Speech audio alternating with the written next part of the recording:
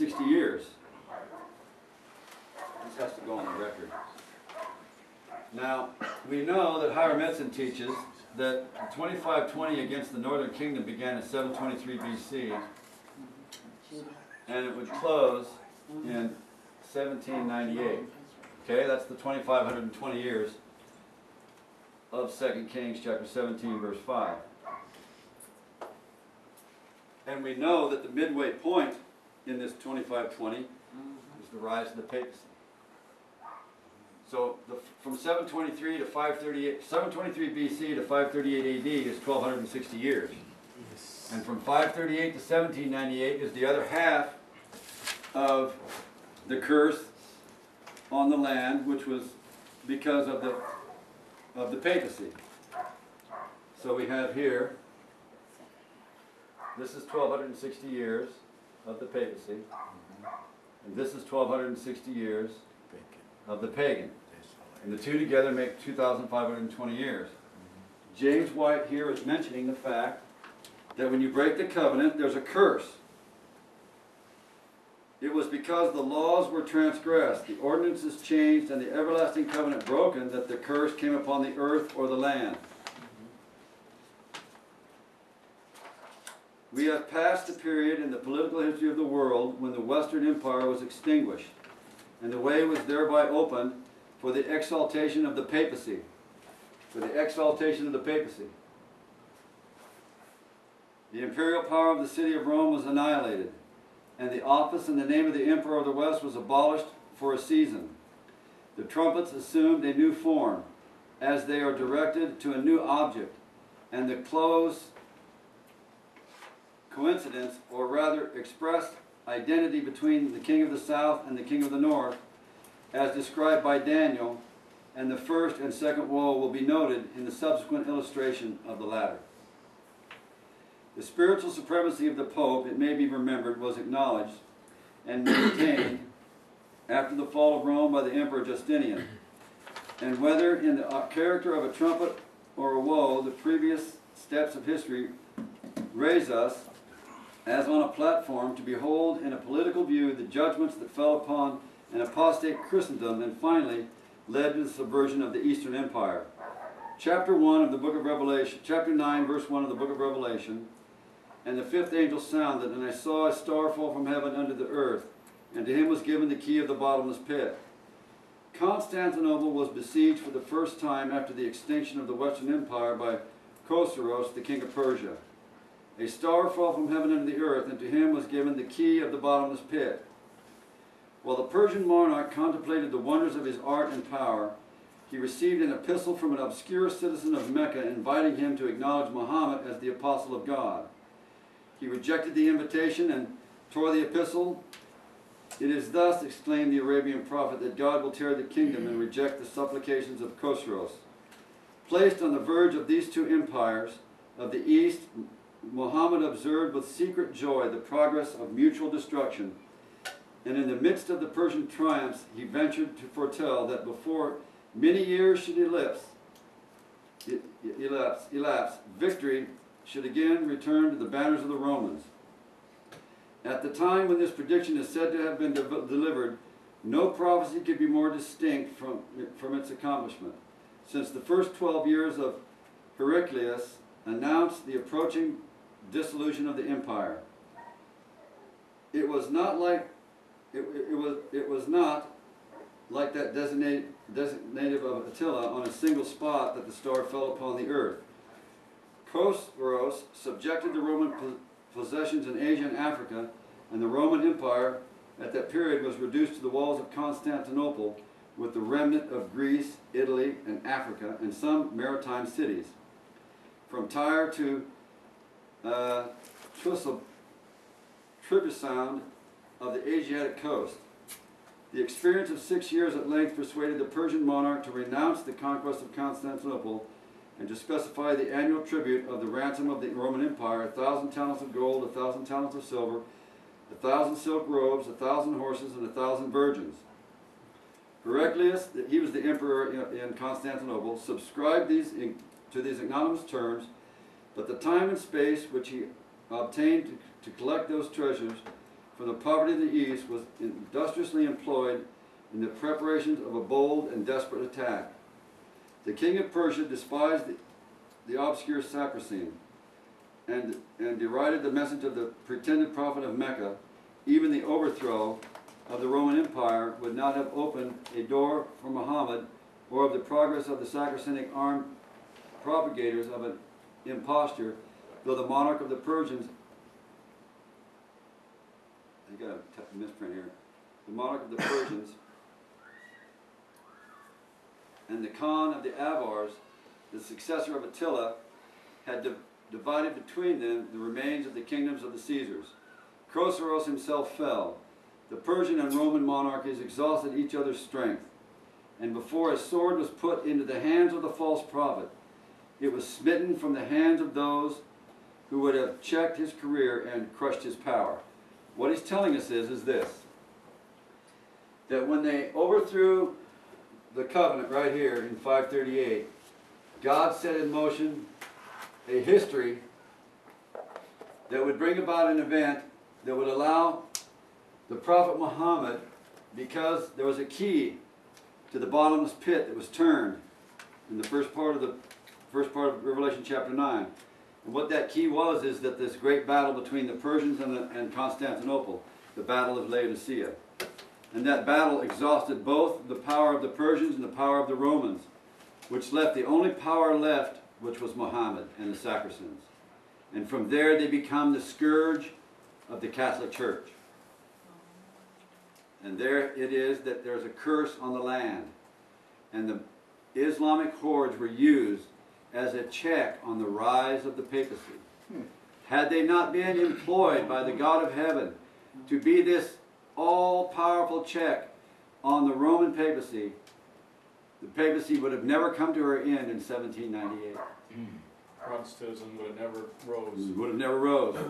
Because it was through the attacks of the Turks, the Ottoman Turks, that protected the fledgling Reformation during the time of Luther. So God in His great wisdom, He was recognizing the fact That's that when... good. Amen. I like this. You like that, huh? Well, yeah, because you're putting some pieces together, because I've been studying some of this stuff, and that's a little piece that I Right. didn't have. Well, now you do have it. Okay, yeah. So God turned this key, and it's under the sounding of the fifth trumpet. The fifth trumpet began to sound, and a star fell from heaven, and there was a key that unlocked the bottomless pit. Now, one of the things about the bottomless pit is there's three items that ascend out of it. One is Islam, the other is the beast, and the other is the false prophet.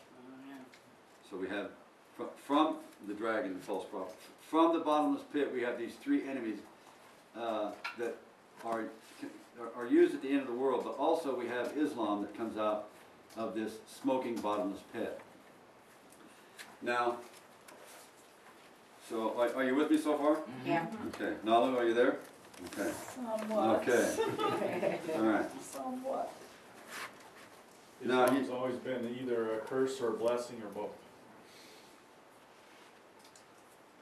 What about the star? Double-edged sword.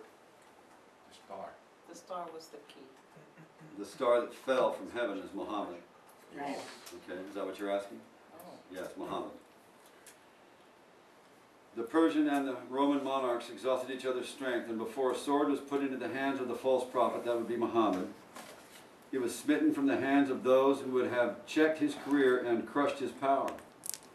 Since the days of Scipio and Hannibal, I'm not Italian, I can't pronounce some of these names. No bolder enterprise has been attempted than that which Herculeus achieved for the deliverance of the empire. He permitted the Persians to oppress for a while the provinces and to insult with impunity the capital of the East, while the Roman emperor explored his perilous way through the Black Sea and the mountains of Armenia, penetrated into the heart of Persia, and recalled the armies of the great king to the defense of their bleeding country. The revenge, that would be Chosroes.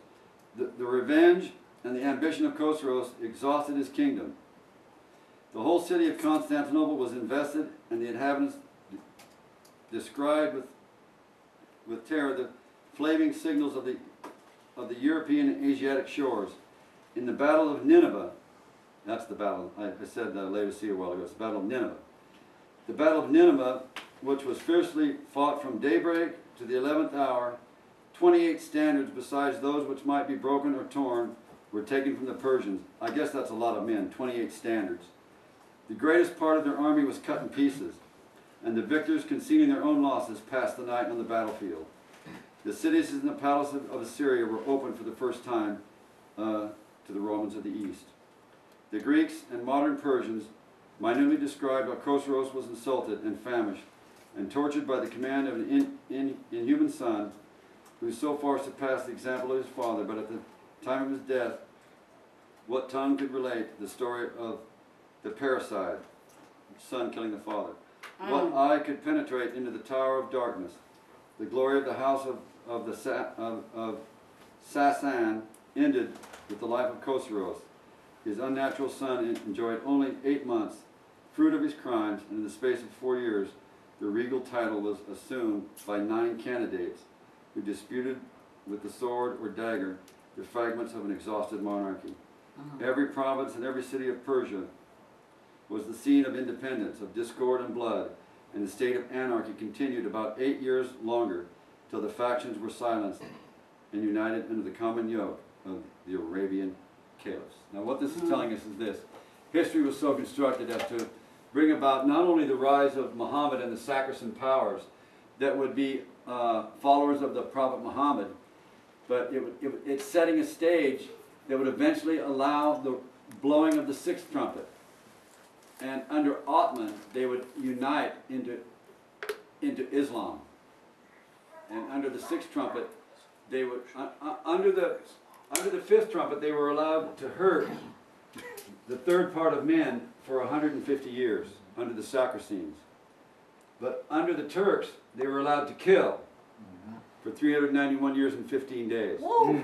And it's in these early parts of the story of the rise of Muhammad and the rise of the Saracen hordes that were like locusts that swept across Eastern Europe and then into Western Europe, which would put a crescent around the papacy and hold him in check, that the God of heaven, and God is doing this for those who are living at the end of the world, not only for those who lived during the time of the rise of the papacy when she first came to the throne of the earth, to check her bloodthirsty and cruel power, but even during that time she would rule for 1260 years, and the word of God would be clothed in sackcloth. But God was using this power from the bottomless pit to show the men living in their day that the Roman power did not have the authority that she thought she had, but her authority, as Nebuchadnezzar was told, comes from the God of heaven and not from man. And that's what the stories of the trumpets are trying to tell us too at the end of the world. And now... So, hold on. I guess I really am lost, but, because I don't know that history at all. What you are saying, if I understand correctly, is that God set something into motion Yes. by releasing these 3 entities, for the lack of a word. Well, I no, can't you seem- misunderstood a little bit. Okay. Right, there are 3 entities that come out of the bottomless pit. One is the papacy, one is Islam, and one is the false prophet at the end of the world, but they don't come out of the bottomless pit all at the same time. Okay. It's at different periods in history that they come out, and one of the periods where we see something come out of the bottomless pit is during... Islam. Islam comes out in around 620 under the Prophet Muhammad. And one of the reasons that it's referred to as the bottomless pit is because those religions who do not recognize the true worship of Jehovah are built upon the worship of self. Let me ask you this. Well, Okay, let me finish your question okay. first. Built upon the worship of self. And it's atheistic in its framework. It's the same reasoning that Pharaoh had: who is Jehovah that I should recognize his voice and let Israel go? It's the voice of man saying that I'm above Jehovah. And the Prophet Muhammad had that same not attitude but teaching, that he was the apostle of God. his claim was similar to that of